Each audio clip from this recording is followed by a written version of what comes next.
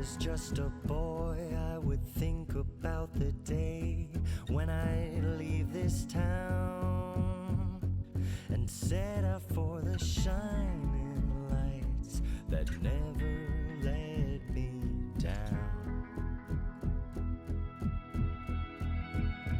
So I got on a ship with 22 bucks and a searching soul. I'm going to the promised land where streets are paved with gold. Welcome to Hometown Chronicles USA, the podcast where every small town and city across the nation has a story to tell. Join us as we uncover the rich tapestry of America's historical sites, weaving together the echoes of the past with the vibrancy of present-day happenings. From forgotten landmarks to bustling community events, we dive into the people who shape their hometowns, those who have been pivotal in building their community's legacy, and those carrying it boldly into the future. Each episode celebrates the resilience, culture, and spirit of these local stories, highlighting the unique heartbeat of every corner of the country. Whether it's a historic main street, a thriving local business, or a tradition passed down through generations, Hometown Chronicles USA brings you closer to the places that make America extraordinary. One community at a time.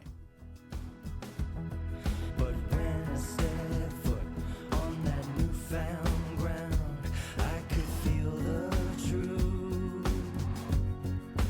I could be a shining star like the great Bambino played. Look at me, I'm chasing the American dream. Even if it wasn't quite what I thought it'd be, I am gaining some steam. Welcome back to Hometown Chronicles USA. I'm one part of your two-part host series, Kyle Scharf, and I'm here with my good friend, Frederick Murphy, or as we now like to call him, Freddie Murphy. Freddie Murphy. Freddie Murphy. And we're here to talk to you about... Not to be confused with Freddie Mercury. Freddie Mercury. You know who that is, right? Of course I know who that is. All right, Queen? Cool. Freddie Yep. Mercury. Yeah. Freddie yeah, Mercury. And, we're here today to talk about our hometowns. Yeah. When we talk about all the different places that we've traveled and people we've visited and people that have been on, the podcast and thinking about, the places in which they have been born and raised or just raised, it causes a sense of self-reflection sometimes about where you come from and where you were raised and the culture there and the people and all those types of things. So we thought it'd be pretty dope to do it, on our own towns, right? Places that help cultivate and shape our minds and the creators of this podcast, you know what I'm saying? And so hopefully through some of the stuff that you learned via our hometowns where we were raised, you'll see some of that reflected in our podcast and as well. So yeah, that's what's up.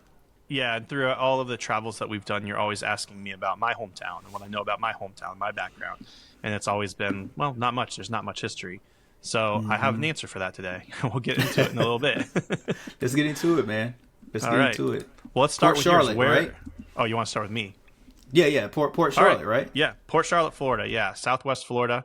Florida as a state is pretty weird. I've always thought that Florida was really weird. But you always talk to me about, tell me about Port Charlotte. What's the history like where you're from? And I've always told you how living up here has been a little bit of a culture shock because there's history everywhere that you go in North Carolina. I mean, you can't drive between two towns without there being old buildings or tenant houses or just these vast stretches of farmland. And I have always told you that I don't feel like I grew up around anything like that. The only historic building that I can even think of in my hometown was a train station that was, well, it's not still segregated, but they left the segregated signs up. There's a white entrance and there's a colored entrance. And the sign is still there? It's not just a sign. It's like the building is built that way. When you walk in through either one of the doors, the interior of the building is, there's no walls anymore. It's all just open space inside. but they left the doors open and they left the signs above the doors as a reminder of, this is the way that things were in this train station at one point in time. And I believe it's been a long time since I was there. I believe there's a marker out front. It's not a train station anymore. I think they sell antiques out of it. Actually, I don't know what they do with it now. It's been 10 years since I've been there. But yeah, they left the colored and the white sign up there. And I never even recognized that until probably high school. I never really went there for anything. I'd driven past it, but I'd never really gone into that building. And then in high school, when I got into photography, I would get out and explore a little bit more. And I came across that building one time. I looked up the sign. And I thought, that's pretty weird. And other than that building, there's not a whole lot of historic buildings. I mean, there are a few that are pretty old, but there aren't any 100-year-old buildings. There's definitely not any 120-year-old buildings like we encounter here all the time. I mean, there's that tenant house project that I've been working on, and that building is over 100 years old at this point. Yeah, it's older than your hometown. Yeah, and so I always felt kind of dumb saying that, because I was like, you know what? It's not like this land just came out of nowhere and has no history. And I always told people that the Calusa history was what was really taught and what I'd learned a lot about. So the Calusa native people. And so I did some research on Port Charlotte recently, not just for this podcast, but just in general, since we've been having these conversations, to try and understand why it was like that. Why do I not know too much about my hometown or where I came from, or why do I feel like there's no history here? And it turns out because there's not any history there. Port Charlotte was incorporated in the 50s, and it was incorporated by a massive housing development company with the sole purpose of putting a community somewhere and making money off of selling the land and the houses.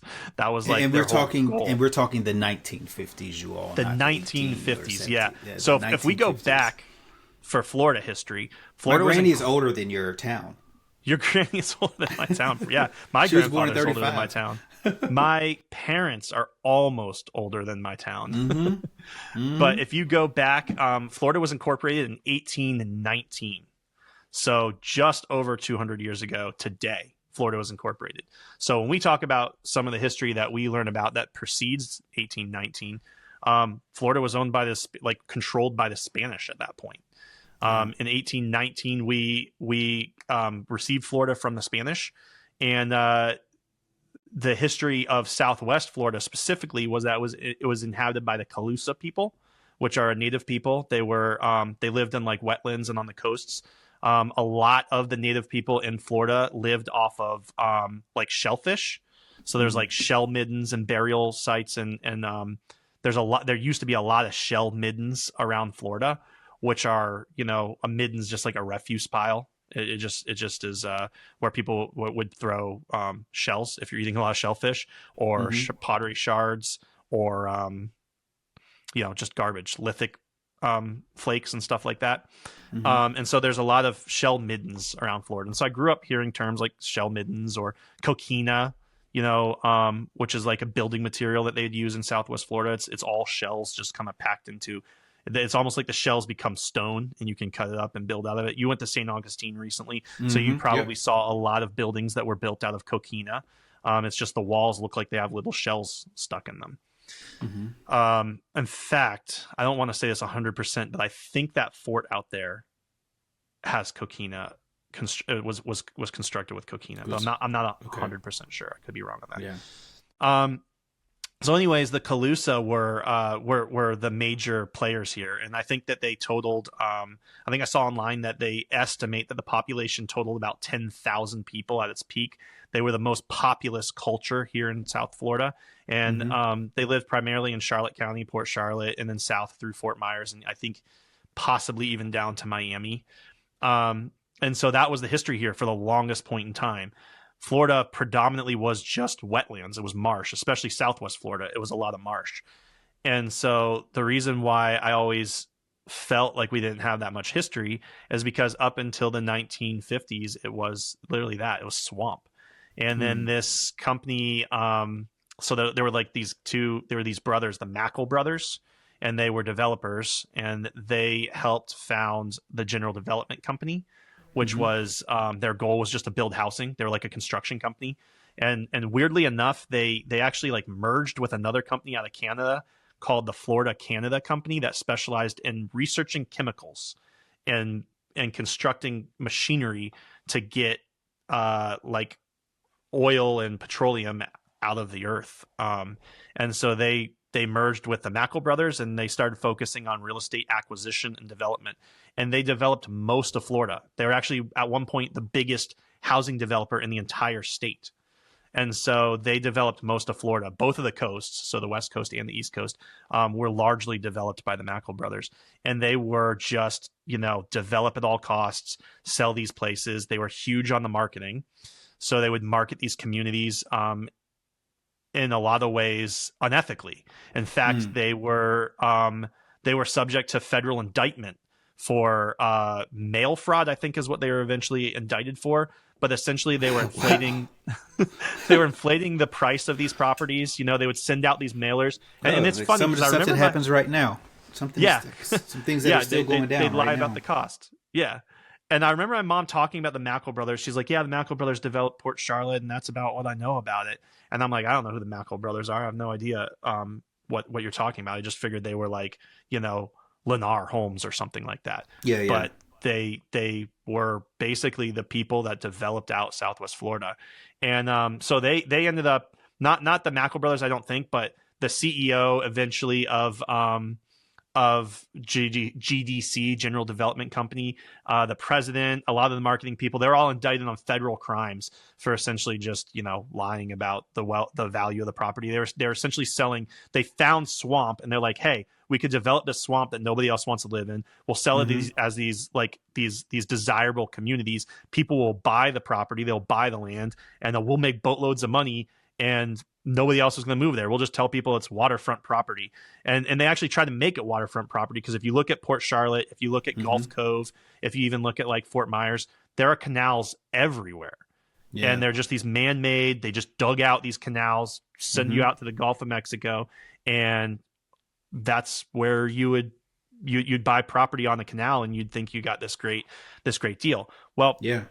They were ruthless. I mean, some of the canals don't even go out to the Gulf. Some of them are blocked by bridges or, whatever. And so you do technically live on the canal, and you can put a boat in it, but you're not going to get the boat anywhere. You're just going to be sailing around more canals. And so they developed it out in the 50s. And so that's really where the history of Port Charlotte started, was from the 50s on, and like the late 50s too, like 56, 58. So it wasn't really until the 60s, I don't think, that it started to become somewhat populous. And so what happened was Port Charlotte specifically became desirable for people that wanted vacation homes. It became desirable for people who wanted to retire. Of course, it's Florida. That's what y'all do in Florida. That's what we do, yeah. So growing up, Port Charlotte was, I grew up in the 80s and 90s. Port Charlotte was always a retirement community. There were lots of old people there. When my wife and I eventually bought our first home, it was within maybe a few miles of just a half dozen retirement homes and assisted living facilities. We thought it was boring, and I never felt connected to history because I just felt it was boring. There's history there because there's a bunch of old people that lived there. But for us, all the young people that were born there and grew up there, I never felt like we were connected to any particular history. It was just beach and old people, and that's sort of what you got. And so I kind of grew up disconnected from this feeling of place, or this even like maybe a sense of pride about where you live. I wonder how many people I don't have that there. I wonder how many people there actually feel the exact same way, just because of the simple fact that, when people talk about the histories of their towns and things like that, there's usually this storied history, and because it's America, it's Civil War history, it's the War of 1812, right? Like there's all these different things, statehood. There's just a little bit more there. I felt completely disconnected from a lot of that. Right, and it didn't happen in my backyard. Right. Exactly. Yeah. And I'm wondering how many people that are in those towns that are newly incorporated or newly established, right? Talking about, again, we're talking about the 1950s, how many people actually have that same feeling. And if that does cause a void of connection between themselves and their hometown. I think it does, at least for my generation. And you have to remember, I was born in the 80s. So at that point, anybody who was 30 years old was older than that town. Yeah. So most of my life, the inhabitants of Port Charlotte predated the incorporation of it. Well, and Port Charlotte's actually unincorporated. There's no local government. There's like county commissioners, but there's no local government. It's like an unincorporated community. But there's, you know, when I grew up there, most of the people living there were older than the developed areas of Port Charlotte. You know, when they were young, there was just swamp there. And so, yeah, I think my generation and maybe a generation or possibly two before, probably not even two, one generation before mine, there's not a lot of people that were born and raised in Port Charlotte. And I heard that growing up. You know, people would tell me, oh, you were born here? You don't meet people like that very often. Most people came here from somewhere else. And that's to your point, because there wasn't just generations that grew up in that town and that community. Now I come here and we meet people all the time. They're like, oh, you know, my great granddaddy was like involved in, you know, the development of Charlotte, and he had this big farm, or he did this, or he was a, you didn't hear. I never ever grew up with people in my town that would tell me that, because that wasn't there. Nobody lived in the swamp, you know. And so I guess you all hung out at the local McDonald's for fun. And literally, you want honestly Walmart. How do you create? It was that, Walmart right? for us. Yeah, so it was Walmart. The mall closed at 9, so we'd hang out in the parking lot of the mall. You know, I worked in the mall for a long time, so we'd hang out there. And then if it wasn't the mall, it was like Walmart, because that was the only thing that was open past 9. Yeah, that we were allowed to go to. You know, we weren't allowed to go to bars or anything like that because we were too young. So yeah, is it pretty rural? Like, is it like more of a rural area, or do you have like skyscrapers and stuff like that? No skyscrapers. So the largest building in Port Charlotte's maybe like 4 or 5 stories tall, and it's a bank. I mean, now it might have changed because I've been gone for a while. We do have they did build the Sunseekers Resort. So there is like a beach, we'll call it beach resort, because it's not really on the beach. It's on like the mouth of the Peace River that empties out into the Gulf. And so it's not, growing up, it was never gorgeous or beautiful. The water is brown. And if you would wade around in the water, it was like sludge on the bottom. Yeah, and we would often find garbage floating around there. Well, I wonder, I mean, it's because it's such a new town. I mean, like, how much of that were remnants of, you know what I'm saying? Like, the construction of it, you know what I'm saying? It's not like it would have had hundreds of years. That's a good point. I don't know. Hundreds of years to kind of wash this stuff further out into a waterway or anything like that. You know what I'm saying? The Peace River is a massive river system through South Florida, and it will wash stuff through the whole state down through there to the point where some people in Port Charlotte would dive in the Peace River and they would find artifacts and like fossils. Like I met a guy who had found, you know what a land sloth is? I have no earthly idea what a land sloth is, but I'm about to look that up right now. Okay, you look it up. A land sloth is like I want to say it's like pre-ice age period. Look, you gotta look up the picture, because it's about like a 9 to 12 foot tall sloth that used to live in South Florida. And you can find their remains. I see. Yeah, they're huge. You can find their femurs, their teeth, their jawbones. So they would find that in the Peace River. I want to say they found mammoth remains. He found mammoth remains there as well. These lots things of are megafauna. huge. They're massive. Yeah. Humongous. I mean, and you know, right now they're looking at, I mean, what is it? Over in Russia, they were looking at bringing back a saber-toothed tiger. I saw that. There were all these other things that, you know, so land sloths, you know, they may be on the to-do list for these weird scientists out here now. So they're going to need to put those in their own separate Jurassic Park, though. I mean, a land sloth, I don't think would be that scary, but a saber-toothed tiger, that one's a little scary. But yeah, so this stuff would just wash out through the Peace River. So a lot of it's brackish water, which is like a mix of fresh and salt water. So yeah, some of it could have been construction remains. A lot of it's probably just what washes down through Florida as a whole. There's a lot of industrial waste too. I mean, it's just not, you know, it's not the greatest, most pristine beach that we have in the state. Now, if you go 45 minutes north or even 20 minutes north, you'll get to some of the most beautiful beaches that you've ever seen. You know, and a lot of those beaches would have, you know, we'd go sharks. We'd go look for shark's teeth at Casperson. There's Boca Raton and Boca Grande, or not Boca Raton, Boca Grande. There's all these islands that we'd go to. There's a lot of places to go where there's nice beaches, but Port Charlotte wasn't one of them. Our beaches were brackish. They were brown. They were just sort of not real nice. If you would, we had Port Charlotte Beach, but if you would walk Port Charlotte Beach, you'd often just find, some leathery older people suntanning along the beach. And you know what? I mean, honestly, for them, it's great. The joke amongst myself and my friends were always, when we were ready to retire, we would come back and we would retire there in the retirement communities that some of my friends worked in as teenagers. And they're like, we're going to come back here. We're going to retire. We're going to own the place because we grew up here. We were locals. We know what it's like. And we joked around about that. I don't know if it'll ever happen, but it was something we'd always joke around about. What was the local industry there? What, like, as it relates to how people made a living? So as it relates to how people made a living there, like, what would be the go-to job there at Port Charlotte? Or would they travel outside of the city limits to go somewhere else? I mean, a little bit of banking, but, when I talk banking, I'm not talking, Wells Fargo or anything like that, like you have here in Charlotte. I mean, like, you were a teller at a bank, maybe a manager at a bank. And healthcare. There's a lot of healthcare opportunities there because there's just so many old people. So there were a lot of nurses, there were a lot of doctors, there are a lot of things like that. So if you're in, maybe like banking, but definitely healthcare, you could do well. My dad worked in the car sales industry. So those guys always did fairly well. Gotta have a car. Yeah. But really there's not an industry that as a kid growing up in Port Charlotte, your goal was to get out of Port Charlotte because if you stayed there, you were hoping like maybe you work at a gas station or, work your way up as a manager at a local restaurant or maybe, something like that. It is very much because of this retirement community. It's also a huge destination for snowbirds, which I don't know if that's a derogatory term or not, but it's basically, it references like older, usually retired people who have a second home. And they would come down during the winter when it was too cold where they lived. They'd come down for the winter for 6 months out of the year, enjoy the warmth of Florida winters.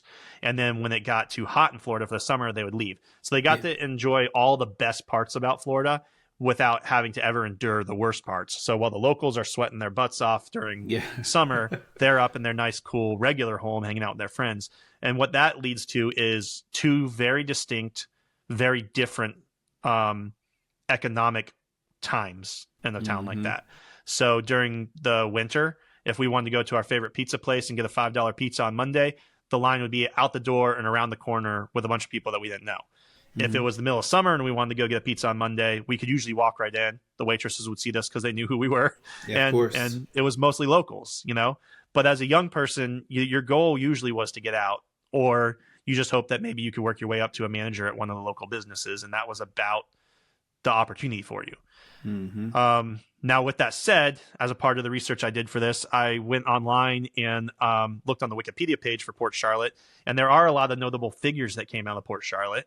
And I was actually surprised to see a number of those names on there that I went to school with. And I was like, oh, that's interesting. I remember this person you didn't know your friends became movie stars and scientists and all those other things, baseball, sports players and stuff like that. Sports players and stuff. I think they do love their baseball down there in Florida. I mean, all the spring training camps and stuff. That is true. There was a spring training facility in Port Charlotte, actually. The Stone Crabs were the minor league team that played there. And for a long time, it was the Yankees that would come down for spring training. But I do think that changed. I'm not a baseball person. I did shoot a photograph. You corrected me the other day. Don't use the word shoot to a therapist. He was like, so the background on that. So he got a new lens for his camera, and he was like, "Yeah, I'm out here at the Ladder, which is a nature preserve here in Charlotte." And he was like, "Yeah, I'm out here shooting my family." And I was like, "Run that by me again? You're doing what?" Don't say that. So we had to get some clarity, right? We had to get some clarity. Oh, okay. I'm photographing my family. There you go. Yeah, I used to photograph the Stone Crabs there out of that stadium there for the newspaper. So there's a lot of sports in South Florida, or Florida just in general. But yeah, that was sort of the goal, if you lived there, was to just try and get out if you could. And most of the people I know got out. I know some people still that are there, and they're doing all right for themselves. You know, we're in our 30s now, late 30s. So we've had the opportunity to sort of put in the time to get to a little bit better place in life. But it is hard. It is a struggle if you stay there, and that's where you want to remain. Yeah, unless you're coming down as a retiree, then obviously you have everything already set up for yourself. But if not, and just trying to, cultivate what that looks like out the gate, right out of high school or what have you, then I can imagine how difficult that may potentially be, especially because the town is full of retirees or snowbirders. Mm-hmm. You know what I'm saying? So, yeah, and they really resist stuff that helps. It's to be fair, to my understanding, it's changed lately. But when I was growing up there, they really resisted things that would even help young people. One of the big conversations that was being had was there was a college that I started my first 2 years in, which was Florida Gulf Coast University. And that college is located in Fort Myers, Florida, which is about 45 minutes south. So I lived home for my first 2 years of college, and I'd have to drive 45 minutes to an hour to college every day, take my classes, and then drive back. Sometimes if I only had one class, I'd drive all the way down there for one class and drive back. Yeah. And they tried to open a satellite campus in Punta Gorda, which is like the sister city to Port Charlotte. And all of the older residents resisted. They're like, we don't want it to become a college town. Yeah. We don't want it to be a college town. We don't want a bunch of kids hanging out here partying. And they were like, it's a satellite campus. There's going to be like 4 classrooms here or something. It's they're probably going to be adult. They may be adult learners at that. You know what I'm saying? Like, yeah. It's not going to be the rambunctious ideology in which they may feel is connected to college, even though they were probably that. They wouldn't allow a campus. They wouldn't allow anything. What they ended up getting, Florida Gulf Coast, was and again, it may have changed. What they ended up getting was they got a couple classrooms above or underneath like a parking garage, essentially. And so they got a couple classrooms there, but I never had an opportunity to take classes there. They might not have even opened up till I was done attending school there. So I got out when I could. I went to Tampa, finished college in Tampa, and you want to talk about history? Now that's a city that's got a lot more history. Oh yeah, Tampa has a lot of good history. That's so for sure.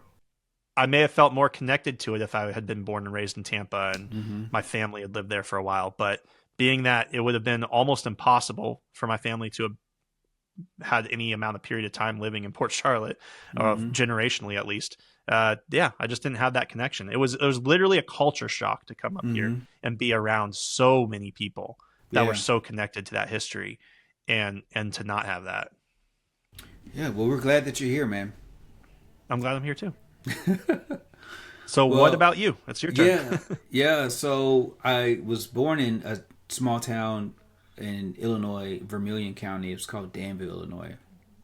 And so my family, like most families of African descent, African Americans, moved out of the Jim Crow South to the Midwest. It's one of the great migrations that occurred. And they did that in the 1960s, early 60s. My great grandfather was tired of sharecropping and just the Jim Crow South. But they were all raised in Montgomery County, Tennessee, which was named after a man by the name of John Montgomery. And the town is called Clarksville, Tennessee. But first, as it relates to the county, John Montgomery was is the namesake of the county. And so he was this hunter, and on an expedition, he found this place, and eventually it became Montgomery County, Tennessee. But the Clarksville came in from the Revolutionary War, quote unquote, hero, General George Rogers Clark. And he was one of the frontier fighters during the Revolutionary War. And he was the brother of William Clark, of course, Lewis and Clark, right? The expedition. And so, so that's where I was raised at. And a lot of history is there and very well documented. There was this fort that's called Fort Sevier. I'll never forget going up there and doing all kind of visits and stuff like that. It's right next to a place called Fort Defiance, and Fort Defiance was a Civil War structure at one point of time. But the interesting thing is that when you look at the colonization that we all know the story of colonization here in the Americas as well as other places as well. But the Cherokee that were there they weren't having it. Like they did a lot of things to protect, to the best of their ability, the land. And so one of the individuals that was there was named Valentine Sevier. And there's this letter. I want to read some of this letter to you. So in May of 1794, Valentine Sevier wrote to his brother and future governor, John Sevier, the continuous problem the natives were for the settlers of the Red River and the Cumberland. And so these were riverways that Clarksville became really known for its tobacco. And so it was an international export to send tobacco all across the globe because of the type of tobacco that they were growing there. But he said that 7 of my neighbors have been killed. And so they ship it out through those riverways? Yep. Ship it out through those riverways. Cool. Yep. 7 of my neighbors have been killed in 3 or 4 days, and a number of horses taken. As for my part, the Indians took every horse I have. I have not left me one to pull my plow or go to mill. Now I'm reading this verbatim, so I'm trying to correct some of the language that we know today to be quote unquote correct. The whole lower part of the Red River is removed, and every soul of the West Fork of the Red River. I am entirely the frontier of that part. I intend not to move with the time, so desperate that I can't stay at my home. I have men allowed me sometimes to stay with me, sometimes 2 months, sometimes 3, sometimes 4. The officers is neglectful of their duties in this part, or the savages could not play on us in the manner they do. So instantly there were these instances to where the Cherokees were fighting off the Sevier family. And it got really, really bad. So in 1794, he wrote to his brother. He says, the news from this place is desperate with me. On Tuesday, November the 11th, about 12 o'clock, my station was attacked by about 40 Indians. They were in almost every house before they were discovered. All the men belonging to the station were out but Mr. Sidney and myself and his daughter. Her name was Rebecca. At 12 years old, she was scalped. But she survived, right? She survived. But there were a lot of people that were scalped throughout these different skirmishes up there at Sevier Station. And the home still stands. The Sevier home, it still stands. It's this structure that's built out of rocks and all kind of things, of course, during the time period in the 1700s. And it still stands. And, you can go there to Fort Defiance and the Sevier home, which is right around the corner from each other on what we call Boot Hill, heading towards New Providence. But then, so you have that piece. Clarksville also, it became known for its tobacco. But one of the things that a lot of people don't necessarily put in consideration are the iron furnaces that were there. And so, this was like the late 1700s. That there's this guy named Hadley and Hannah. Hadley and Hannah, they built this, formerly enslaved labor built these iron plantations called Cumberland Furnace. In the town Cumberland Furnace. And that's actually where one of my grandfathers, he actually worked up into the 1930s. But prior to that, we had formerly enslaved individuals that were in my family that were working at the iron furnaces. And they produce everything such as iron, right? Like that you iron your clothes, bullets for the Civil War, for the War of 1812, those big bowls that they use down in Louisiana, Florida for sugarcane, where they do the mixing, and the producing. Yep. They produce that. Rifles, cannons, like any pig iron, iron fences, like anything that required iron, which a lot did back then. What is pig iron? Because I've heard of that before. Yeah, so it's like this big old slab of iron, right? And you cultivate it in multiple different ways, right? And it just so there was all these different positions that were at iron furnaces, right? I mean, there's just a slew full of different positions, and so you have these skilled individuals that were able to were trained in, but some of it was innate because it was being cultivated in West Africa before it was being cultivated in the United States. Of course, that was a skill that was brought over. And so it's just a slab of iron. And you can shape and mold it any way in which you need to, of course, with the right materials and the fire, et cetera, right? So it's just kind of like the raw piece of like it's how it's a material that you turn into something else. Absolutely, right? And it was locally sourced, of course, from the natural, from the earth or what have you. Cool. And so that is, as it relates to the industry there in Middle Tennessee, Montgomery County, and those places, like that was like, you have cotton here, then you have iron right here. So they were both economic drivers there in the county. And so we were like, I was like 5 years old when we moved back to Tennessee. So like half the family stayed in Illinois, and then some of the folks moved back to Tennessee. And so, majority of my remembrance of childhood, of course, is in Tennessee. And we were always coming back to Tennessee for family reunions and things like that anyway. So it's pretty much all I know. My grandmother still lives in Illinois. I have a lot of aunts and uncles and cousins that are in Illinois. But then a slew full in Tennessee as well. Because my father and my mother are both from Montgomery County, Tennessee. That's where they were both raised at, or what have you. And so, yeah, it's a pretty cool town. It's the 5th largest city in Tennessee, and I think they may be inching closer to the 4th because it's not too terribly far from Nashville. Yeah, we're only like 30 some odd miles from Nashville. And so because there's so much growth that's happening in Nashville, it's spilling over into Clarksville and those surrounding counties, Dixon and Stewart and places like that. And so, got a very, very famous cousin who's from there, from my Pettis line, and that's Wilma Rudolph, of course, the gold medalist. Wilma Rudolph is a cousin of mine who represented the United States. She was a Tiger Belle at TSU, where I went to school. And, after tobacco went down, which was just the cash crop, everyone worked tobacco. I worked tobacco at 14 years old. Everyone worked tobacco. So you had these sprawling, large tobacco fields that were down there. And not so much now, of course, just because there had been so much development. But then you had other industries that were coming in, like Vulcan, Train, which builds air conditioners. And, that was like one of the creme de la creme jobs. If you were to get a job at Train, I had an uncle. Yeah, I had an uncle that worked there for 40 years. My cousin, his son, who just retired like maybe 5 years ago, he was there for like 40 years.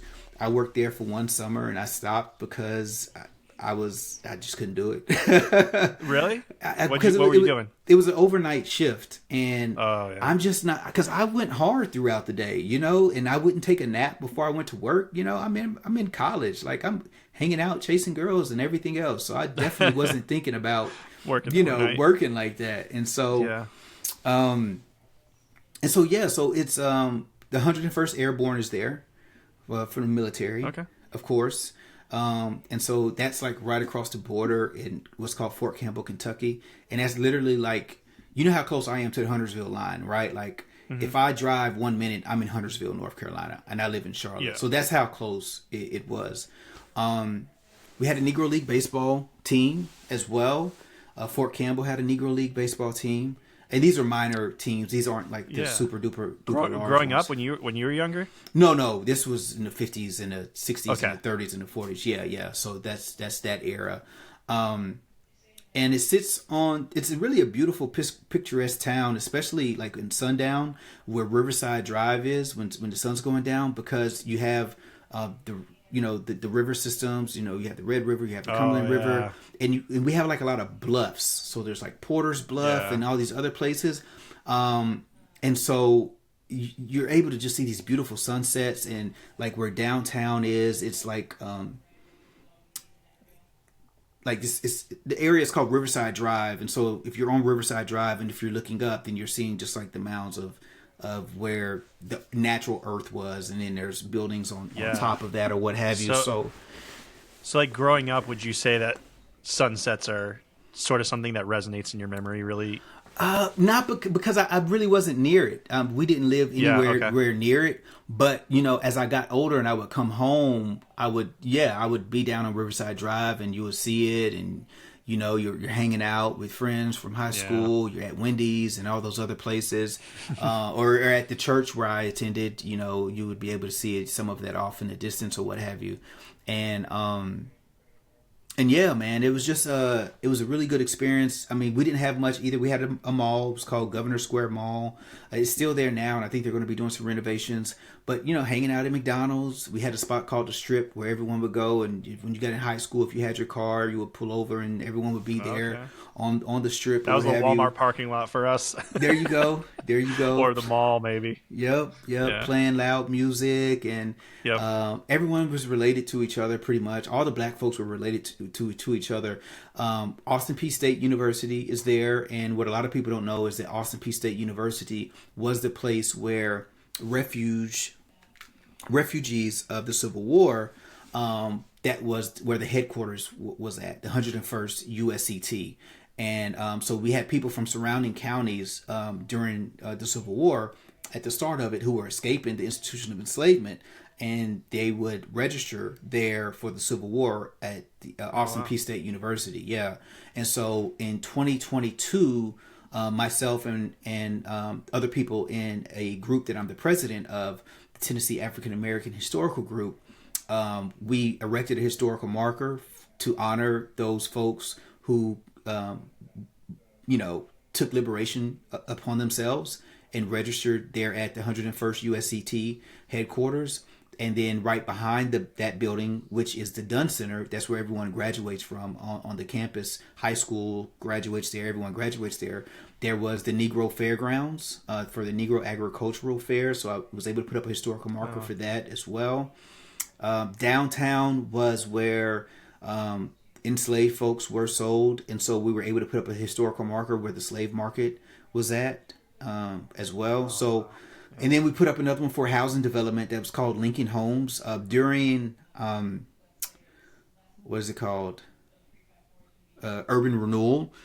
The Riverside Drive area that I was telling you about, it was at one point in time called Black Bottom. And they moved everyone out of Black Bottom, and they put the black folks in Lincoln Homes, and they put all the white folks in Summit Heights. And these would be identified by today's standards as housing developments or projects, if you will. And so they put all the black folks in Lincoln Homes, and they put all the white folks in Summit Heights. And a lot of people don't know that history, just because mostly black folks live in Summit Heights now.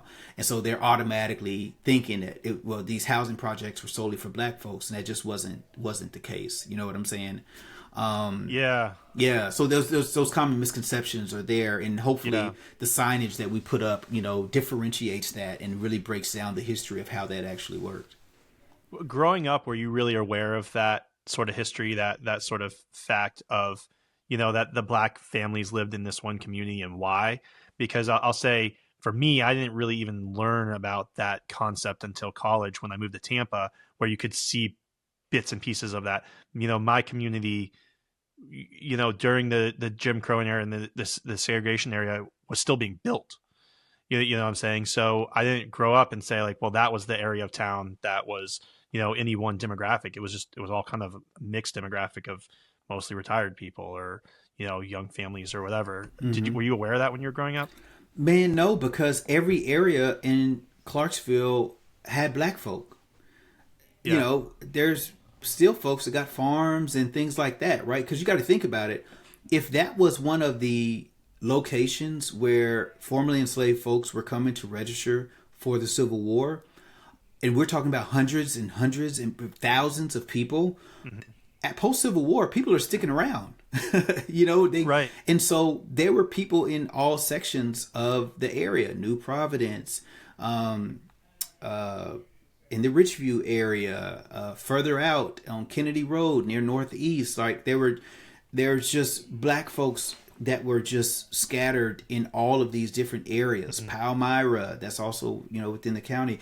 And so for me, every section of town I went to, I would usually see black folks. But again, that's because of the presence that they had post emancipation. During, at post emancipation, and then afterwards, they were doing the sharecropping, they were doing the tobacco. Tobacco was huge, like I mentioned, right?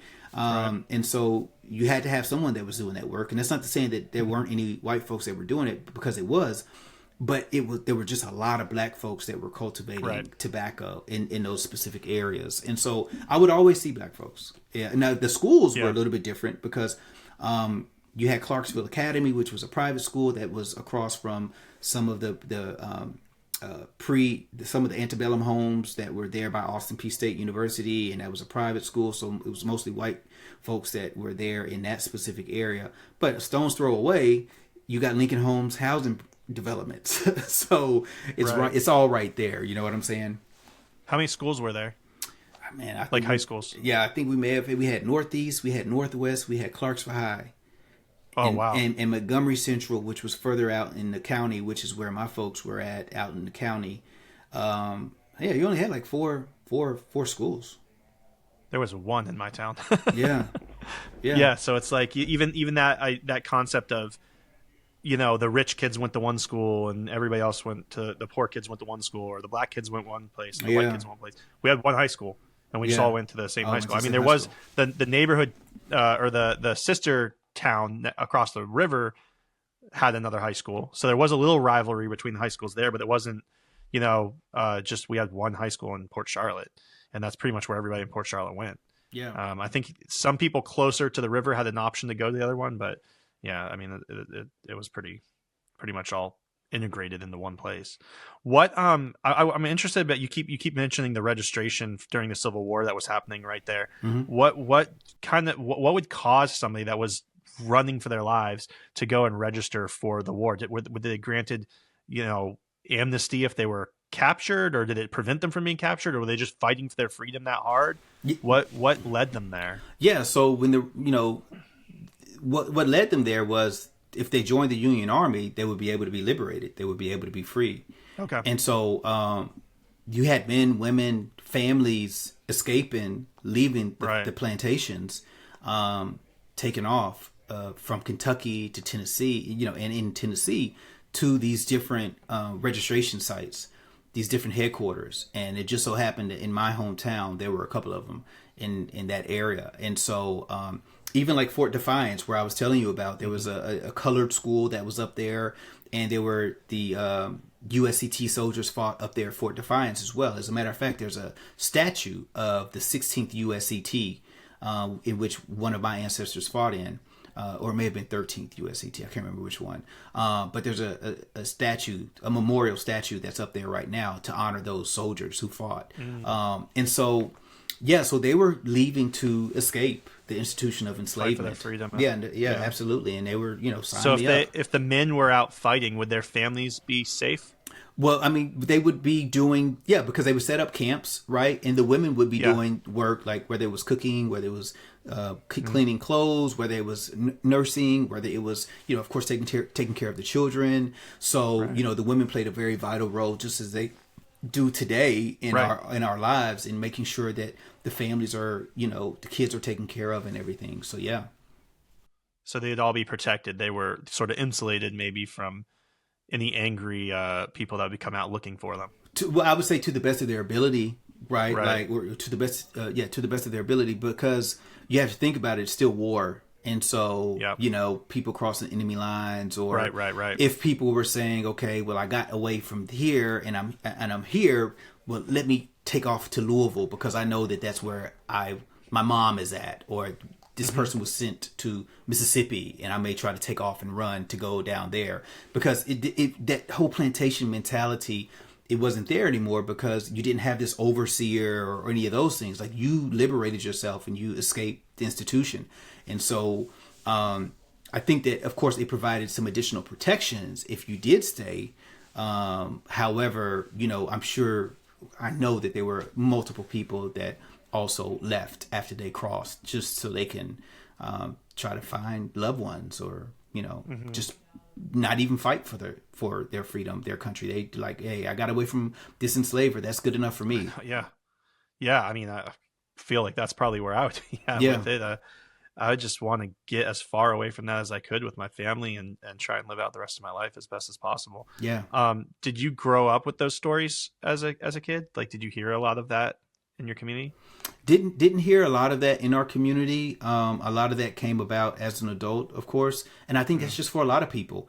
You know, we went to the Hermitage. Yeah. Like, if you didn't have the money to go to any other field trip, they were going to get you to the Hermitage up in Nashville so they could praise Andrew Jackson for all the things that he done and how he saved us from the savages. Like, literally, like that was some of the language that they used back in the 80s.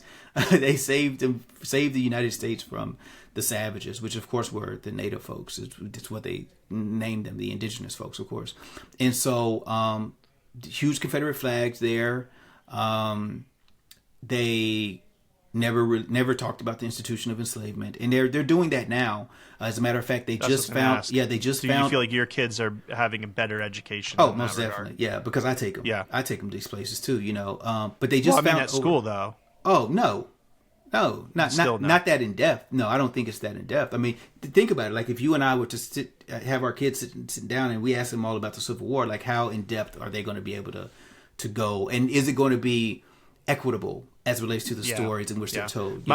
My kids are still a little young for that level of history. They're still learning like the basics.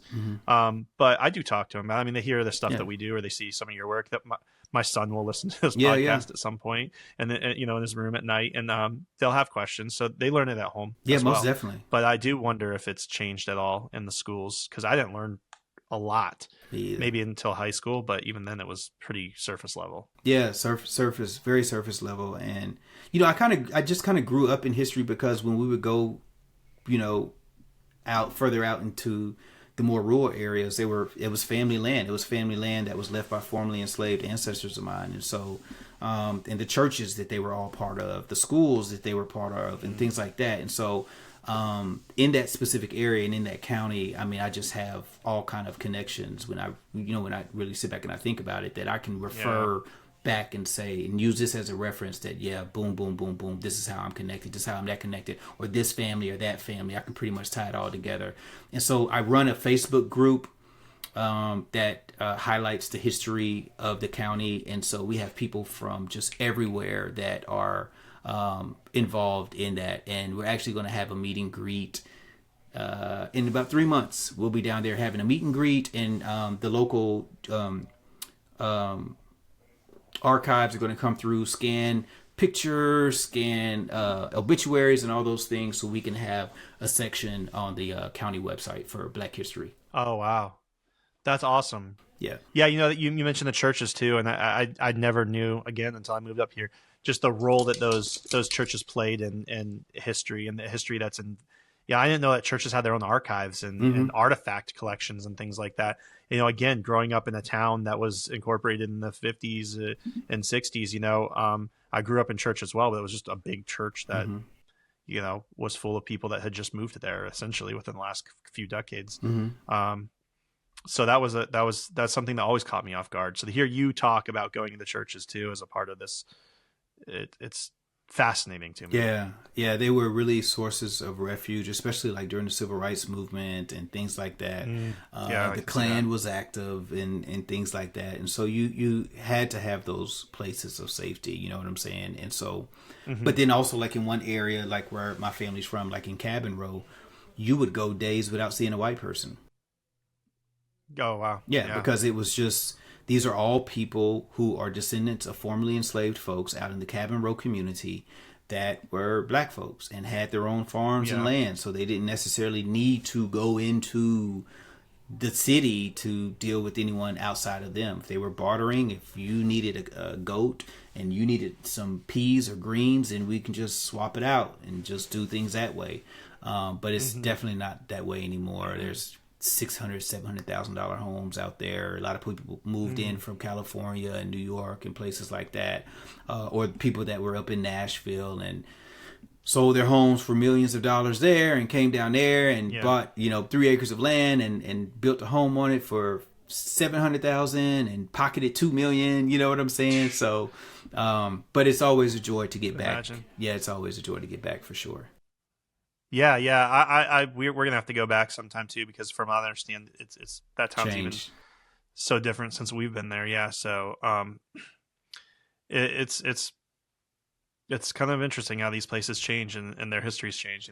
Most definitely, man. Most definitely. And so, speaking of that, since we're about to wrap up here in a second, speaking of hometowns, we had a blunder during our last interview with Ali Rivera, who we're going to be interviewing out of Indiana, but her family roots are in Asheville. And so we'll be discussing some history there about James Vester Miller, who was a formerly enslaved man who helped his construction company, was responsible for some of the iconic buildings there in Asheville. And that's something that we have coming up here pretty soon. And so, it's just so fascinating to not necessarily just have these folks that were super duper well known in these hometowns, but have such a huge impact on the existence and the collective memory that everyone has about those hometowns. And for us to be able to highlight them is just absolutely dope. And I just love it. And hopefully this episode resonates with someone else about them wanting to be able to express and tell, those unheralded stories in their hometowns as well. Yeah, that's the thing is there's 300 million people in this country, which means there's at least 300 million stories. But everybody's got a story too that's not just theirs. They've got their grandparents' stories, their cousins' stories, and there are small towns like this throughout the entire country, and they've all got stories, and everybody's interfaced with those stories all differently. And I think that's what's so exciting about going to these towns and learning a little bit about their history, who the people who came from those places, the stories of what life was like there. And I think that those are really important. We've talked about platforming some of this stuff before, and that's sort of half the reason why we're on YouTube and we're doing this podcasting stuff. Yep. But going there and learning these stories and talking to people about, and hearing about them and putting that out there so that we can have more perspective as a society on what life is like for other people in that society. Something that's not just some memes on Facebook or something like that. Something that's real and tangible, and hearing in a lot of ways a long form discussion about what people's lives are like. I think that's critically important, and I feel like it's becoming more important as we move forward in our modern sort of environment that we're in right now. You know what I'm saying? So I'm super thankful to be together with you and to have some of these people there. And I hope that we will be talking to many, many, many more people in the future. The podcasting platform is awesome because we can talk to someone in Indiana. We can talk to someone in California. We can talk to people all over the world if we want to, without ever leaving our office. This is true. And so I'm pretty excited about what we've got coming forward. Absolutely. We will get that Asheville episode out. This one is sort of replacing. That one was supposed to come out where this one is come out, but we had some issues, and so I was the issue. I didn't hit record. No. I did not hit record. It's fine. But so we got. I could have just as easily looked up there and what I'm saying. The record light wasn't on. But make sure you check out for those listening and those watching on YouTube. Make sure you watch some of the previous episodes that we have on YouTube. Make sure that you listen to some of the previous podcasts. We're going to be heading down to South Carolina as a collective here soon, and we're going to be filming something out there related to history or the hometown of, or not necessarily the hometown, but the town of Spartanburg, South Carolina. We're going to have some more content coming out, essentially is what I'm saying. So make sure that you catch up on some of the old stuff as well as stay tuned for some of the new stuff. So make sure that you subscribe and share with a friend. All right. Yeah, you can see us at HometownChroniclesUSA.com. We're on YouTube, Hometown Chronicles USA. We're on Instagram as Hometown Chronicles USA. Murph is on Instagram as History Before Us. I'm on Instagram just as my name, Kyle Scharf. And we look forward to talking to you next time. Absolutely. Peace. All right. See ya.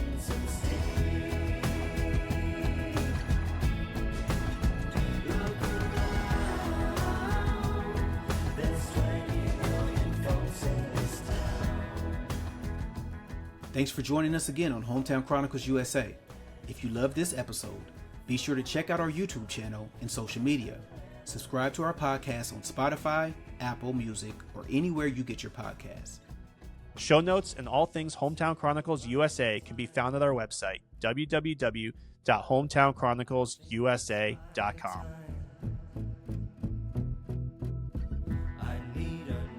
start? Can you feel your heart beating away tonight? Once in a